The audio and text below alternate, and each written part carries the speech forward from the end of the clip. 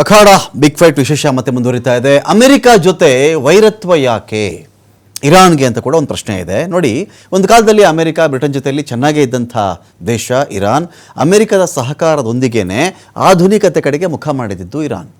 ಬದಲಾದಂಥ ಕಾಲಘಟ್ಟದಲ್ಲಿ ಪಾಶ್ಚಾತ್ಯ ರಾಷ್ಟ್ರಗಳ ವಿರುದ್ಧವಾಗಿ ದ್ವೇಷ ಕಾರಕ್ಕೆ ಶುರು ಮಾಡ್ತು.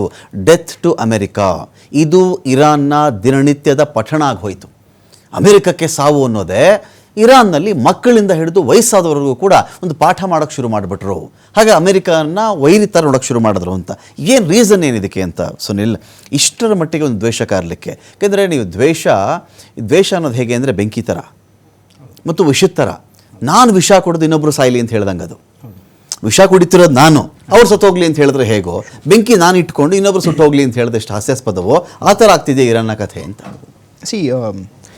ತುಂಬ ಸಿಂಪಲ್ ಅದಕ್ಕೆ ರೀಸನ್. ಓಕೆ, ಇರಾನ್ ಎನಿಮಿ ಬಂದು ಇಸ್ರೇಲ್. ಯಾವುದೇ ಕಾರಣಕ್ಕೂ ಅಮೆರಿಕ ತನ್ನ ಸಪೋರ್ಟ್ನ ಇಸ್ರೇಲಿಂದ ವಿಡ್ರಾ ಮಾಡಲ್ಲ. ಓಕೆ, ಯಾವತ್ತಿಗೂ ಅದು ಮಾಡಲ್ಲ. It is impossible. ಅದು ಅಮೆರಿಕ ಅಲ್ಲಿ GOP ಪಾರ್ಟಿ ಅಂದ್ರೆ ರಿಪಬ್ಲಿಕನ್ ಪಾರ್ಟಿ ಬರಲಿ ಇಲ್ಲ ಡೆಮೊಕ್ರಾಟ್ಸ್ ಬರಲಿ, ಯಾರೇ ಬರಲಿ, ಈ ಒಂದು ಪಾಲಿಸಿನ ಅವ್ರು ಯಾವತ್ತೂ ಚೇಂಜ್ ಮಾಡಲ್ಲ. ಇಸ್ರೇಲ್ ಸಪೋರ್ಟ್, ಇಸ್ರೇಲ್ಗೆ ಸಪೋರ್ಟ್ ಯಾವತ್ತಿದ್ರೂ ಅಮೆರಿಕದಿಂದ ಇದ್ದೇ ಇರುತ್ತೆ. ಓಕೆ, ಅದನ್ನ ಬಿಟ್ಟು ಕೂಡ ಈ ಅಲೈಸ್ ಅಂತ ಹೇಳ್ಬಿಟ್ಟು ನಾವು ನೋಡಿದ್ರೆ, ಈಗ ಇರಾನ್ಗೆ ಯಾರು ಇಂಡೈರೆಕ್ಟ್ ಆಗಿ ಇವತ್ತು ಸಪೋರ್ಟ್ ಮಾಡ್ತಾ ಇದ್ದಾರೆ?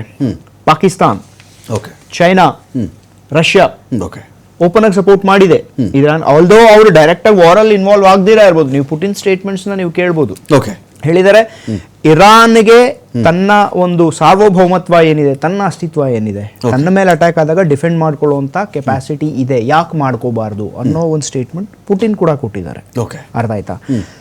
ಇದು ಒಂದು ಕಾರಿಡಾರ್ ಆಯ್ತು ಗ್ಲೋಬಲ್ದು. ಅದು ಬಿಟ್ಟು ಇಸ್ರೇಲ್ ಕಾರಿಡಾರ್ ನೋಡಿದ್ರೆ ಡೆಫಿನೆಟ್ಲಿ ಎಂಟೈರ್ ಯುರೋಪಿಯನ್ ನೇಷನ್ಸ್ ಆಗ್ಬೋದು, ಇಲ್ಲ ಅಂತ ಹೇಳಿದ್ರೆ ಯುನೈಟೆಡ್ ಸ್ಟೇಟ್ಸ್ ಆಗ್ಬೋದು, ಇವು these are global power corridors ಇವೆಲ್ಲ. ನೀವು ಕೋಲ್ಡ್ ವಾರಿಗೆ ಹೋಗಿ ನೋಡಿದ್ರು ಆಲ್ಮೋಸ್ಟ್ ಇದೇ ಲೈನ್ ಅಲ್ಲಿ US ವರ್ಸಸ್ ರಷ್ಯಾ ಅಲ್ವಾ? ಸೊ ಅಲ್ಟಿಮೇಟ್ಲಿ ಅವೆರಡು ಪವರ್ಸ್ ಆಪೋಸಿಟ್ ಆಗಿ ನಿಂತ್ಕೊಳ್ಳುತ್ತೆ ಯಾವಾಗ್ಲೂ. So everything flows down from there. This is the first part. Secondly, ಈ ಒಂದು ಕಾರಣ ಏನು ಅಂತ ಹೇಳಿದ್ರೆ, ಇಸ್ರೇಲ್ ಈಗ ಏನ್ ಮಾಡ್ತಾ ಇದೆ, ನಾನು ಆಗ್ಲೇ ಹೇಳ್ದಾಗೆ ಆ ಫಾರ್ಡೋ ಅನ್ನೋ ಒಂದು ನ್ಯೂಕ್ಲಿಯರ್ ಬೇಸ್ ಇದೆ ಅಲ್ಲ, that is the last resort. ಅಲ್ಲಿಗೆ ಅದು ಮುಗೀತು ಅಂತ ಹೇಳಿದ್ರೆ, ಇರಾನ್ ತನ್ನ ನ್ಯೂಕ್ಲಿಯರ್ ಪ್ರೋಗ್ರಾಮ್ ಅಲ್ಲಿ ಹಿಂದೆ ಹೋಯ್ತು ಅಂತ ಹೇಳಿದ್ರೆ, ಈ ವಾರ್ ಇಮಿಡಿಯೇಟ್ಲಿ ನಿಲ್ಲತ್ತೆ. That is the thing. Regime change ಆಗುತ್ತೆ. ಫೋರ್ಡೋ ಅಟ್ಯಾಕ್ ಆಗಿ ಫೋರ್ಡೋ ಡೆಸ್ಟ್ರಾಯ್ ಆಯ್ತು ಅಂತ ಹೇಳಿದ್ರೆ ನ್ಯಾಚುರಲಿ ರೆಜಿಮ್ ಚೇಂಜ್ ಆಗೇ ಆಗುತ್ತೆ. ಯಾಕಂದ್ರೆ this is not just the need and want of western powers or Israel. Iran ಜನಾನೇ ಹೇಳ್ತಿದ್ದಾರೆ, ನಮಗೆ ಈ ರ್ಯಾಡಿಕಲೈಸೇಷನ್ ನಮಗೆ ಬೇಕಿಲ್ಲ.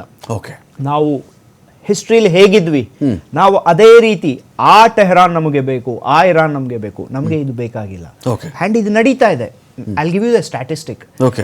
ಸ್ಟಾರ್ಟಿಂಗ್ ಅಲ್ಲಿ ಜೂನ್ 13th ಅಟ್ಯಾಕ್ ಸ್ಟಾರ್ಟ್ ಆಯ್ತಲ್ಲ, ಅವತ್ತು ಎಷ್ಟು ಮಿಸೈಲ್ಸ್ ಅವ್ರು ಅಟ್ಯಾಕ್ ಮಾಡಿದ್ರು? Nearly around 275 missiles per day attack ನಡೀತಾ ಇತ್ತು. ಆಮೇಲೆ ಅದು ಬರೀ 25-30 ಬಂದು ನಿಲ್ತಿದೆ ಇವತ್ತು.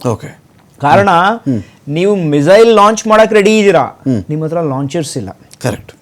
ಇಸ್ರೇಲ್ ಏನ್ ಮಾಡೋದೆ ಅಂದ್ರೆ, ಅದು ಡಿಕ್ಯಾಪಿಟೇಷನ್ ಅಂಡ್ ಡಿಸ್ರಪ್ಷನ್ ಅಂತ ಅದು ಒಂದು ಟ್ಯಾಕ್ಟಿಕ್ ಅವ್ರದ್ದು, ತುಂಬಾ ಬ್ಯೂಟಿಫುಲ್ ಟ್ಯಾಕ್ಟಿಕ್ ಅದು. ಅವರು ಬರೀ ವೆಪನ್ ಸಿಸ್ಟಮ್ಸ್ ಮೇಲೆ ಅಟ್ಯಾಕ್ ಮಾಡಲ್ಲ, ಅವ್ರ ಇನ್ಫ್ರಾಸ್ಟ್ರಕ್ಚರ್ ಮೇಲೆ ಅಟ್ಯಾಕ್ ಮಾಡ್ತಾರೆ. ಫಸ್ಟ್ ನೀವು ನೋಡಿ, ಮೊಸಾದ್ ಇನ್ಫಿಲ್ಟ್ರೇಟ್ ಆಗಿತ್ತು, ಒಂದ್ ದಿನದಲ್ಲಿ ನಡೆಯುವಂಥದ್ದಲ್ಲ.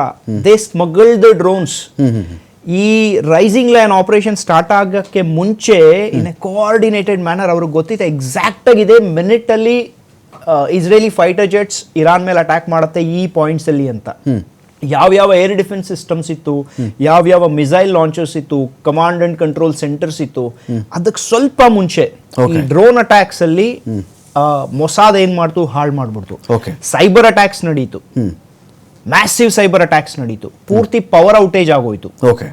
ಟೆಹರಾನ್ ಅಲ್ಲಿ ಆಗ್ಬೋದು, ಇಲ್ಲ ಈ ನ್ಯೂಕ್ಲಿಯರ್ ಫೆಸಿಲಿಟೀಸ್ ಅಲ್ಲಿ ಆಗ್ಬೋದು. ಇವೆಲ್ಲಾನು ನಾವು ಜಸ್ಟ್ ಕೋಇನ್ಸಿಡೆನ್ಸ್ ಅಂತ ನಾವು ಹೇಳಕ್ಕಾಗಲ್ಲ. ಇವೆಲ್ಲ ಕಾಕತಾಳೀಯ ಅಲ್ಲ. ಇವೆಲ್ಲಾನು ಪ್ರಾಪರ್ಲಿ ಪ್ಲಾನ್ಡ್. ಅಂಡ್ ವಾರ್ ಈಗ ಇಲ್ಲಿ ಬಂದು ನಿಂತಿದೆ. ಈಗ ನೀವೇ ಇಮ್ಯಾಜಿನ್ ಮಾಡ್ಕೊಳ್ಳಿ, ಈ ರೀತಿ ಒಬ್ಬ ಎನಿಮಿ ಬಂದು ನಿಮಗೆ ಯಾರೇ ಆಗ್ಬೋದು, ಈಗ ನನ್ನ ಮನೆ ಒಳಗಡೆ ನಾನು ಒಳ್ಳೆಯವನೋ ಕೆಟ್ಟವನೋ, ನನಗೆ ಬಂದು ಒಬ್ರು ಅಟ್ಯಾಕ್ ಮಾಡ್ತಾರೆ ಅಂತ ಹೇಳಿದ್ರೆ ನ್ಯಾಚುರಲಿ ನೀವು ಅವ್ರನ್ನ ದ್ವೇಷ ಮಾಡೇ ಮಾಡ್ತೀರ.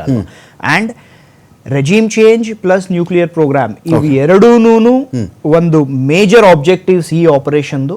ಇವೆರಡು ಈಗ ಆಗುವಂಥ ಕಾಲ ಸನ್ನಿಹಿತವಾಗಿದೆ. It will happen. Fine thank you so much Sunil. Thank you so much Krishnaraju sir. Thank you so much Sudarshan sir. ಸಾಕಷ್ಟು ವಿಷಯಗಳ ಬಗ್ಗೆ ಮಾಹಿತಿ ಕೊಟ್ಟಿದ್ದೀರಿ. ನೋಡಿ, ಇದರ ಮಧ್ಯದಲ್ಲಿ ಈ ಹಿಂದೆ ಎಲ್ಲ ಯುದ್ಧಗಳಾದಾಗ ದಿಗ್ಬಂಧನ, ನಿಮ್ಮನ್ನು ನಾನು ಸಪ್ರೇಟ್ ಮಾಡಿಬಿಡ್ತೀನಿ, ದ್ವೀಪ ಮಾಡಿಬಿಡ್ತೀನಿ ಅಂತೆಲ್ಲ ಬೆದರಿಕೆ ಬರ್ತಾ ಇತ್ತು. ರಷ್ಯಾ ಕೂಡ ಇದಕ್ಕೆ ಹೊರತಾಗಿರಲಿಲ್ಲ. ರಷ್ಯಾ ಥರ ದಿಗ್ಬಂಧನ ಹಾಕಿದಾಗ ಭಾರತ ಜೊತೆಯಲ್ಲಿ 50% ಡಿಸ್ಕೌಂಟಲ್ಲಿ ನಾನು ನಿಮಗೆ ತೈಲ ಕೊಟ್ಬಿಡ್ತೀನಿ ಅಂತೆಲ್ಲ ಮಾತಾಡ್ತಾ ಇತ್ತು. ಇರಾನ್ಗೆ ದಿಗ್ಬಂಧನ ಹಾಕೋದು ಯಾರೀಗ? ಈ ಯುದ್ಧವನ್ನು ನಿಲ್ಲಿಸುವವರು ಯಾರು? ಇರಾನ್ಗೆ ದಿಗ್ಬಂಧನ ಹಾಕೋದ್ರಿಂದ ಯಾರಿಗೆ ನಷ್ಟ, ಯಾರಿಗೆ ಲಾಭ? ಇಸ್ರೇಲ್ಗೆ ದಿಗ್ಬಂಧನ ಹಾಕೋಕ್ಕಾಗತ್ತಾ? ವಿಶ್ವಸಂಸ್ಥೆ ಅಂತ ಮಾತಾಡ್ತಾ ಇದ್ವಿ. ವಿಶ್ವಸಂಸ್ಥೆ ಇವತ್ತು ಹಲ್ಲು ಕಿತ್ತ ಹಾವಾಗ್ಬಿಟ್ಟಿದೆಯಾ? ಯಾವತ್ತಿಗೆ ಅಮೆರಿಕದ ಸಹಕಾರ, ಅದರ ನೆರವು ನಿಂತು ಹೋಯಿತೋ ವಿಶ್ವಸಂಸ್ಥೆಗೆ ದೊಡ್ಡ ಮಟ್ಟದಲ್ಲಿ, ಅಲ್ಲಿಗೆ ವಿಶ್ವಸಂಸ್ಥೆ ಕೂಡ ತನ್ನ ಅಸ್ತಿತ್ವವನ್ನು ಕಳೆದುಕೊಂಡಿದೆಯಾ? ನೋಡೋಣ ಈ ವಾರ ಯಾವ ರೀತಿಯಲ್ಲಿ ಎಂಡ್ ಆಗುತ್ತೆ ಅಂತ.